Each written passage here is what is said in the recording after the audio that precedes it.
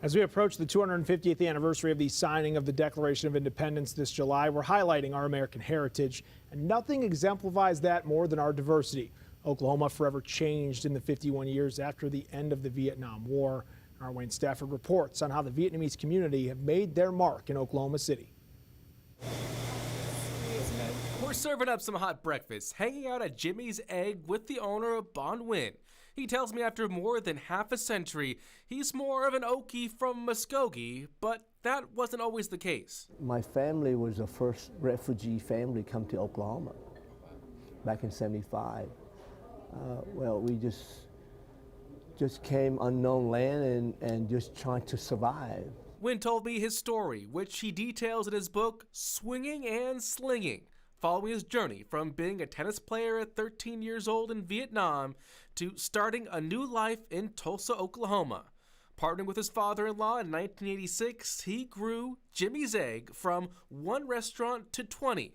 Nguyen says everyone has their story when they came to the U.S. I just remember I cry a lot. But Nguyen tells me that his father-in-law's story is even more harrowing, describing him as one of the true boat people. Vietnam fell, he bought a boat, and he got all his family, about maybe 40 people in this small boat. Wow. And he don't know anything about boat, but he's still taken out to sea. He just happened to be run to this merchant ship. And they was planning to give him some food only, and then gas to get him on the way. But he goes, no, we will die. So he grabbed hold of the anchor, and he won't let go. He goes, I will die.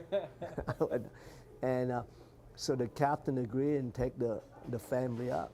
Stories like this one are honored in Military Park in the heart of OKC and commemorated in monuments like the Brothers in Arms statue. I was a refugee. Toon Nguyen, president of the Vietnamese American Heritage Community of Oklahoma, told me his story, leaving Vietnam after the fall of Saigon. I left Vietnam when I was 4 years old with my mom. My mom made the tough decision between my mom and my dad that she would be the one to carry us. And so she took the chance, and she only could bring 1 or 3 children because we only had enough money. So when you flee, you would have to pay these gold bars to get a place on a boat. And a boat would be like a boat of 50, 80 people smushed like sardines.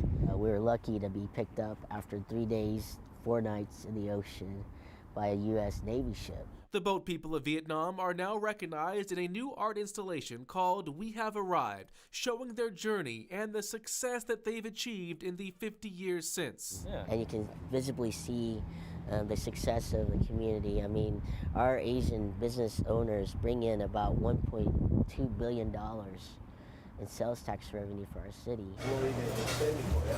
To survive and adapt to the situation, and we thrive. Shining a light on the stories of our community, I'm Wayne Stafford.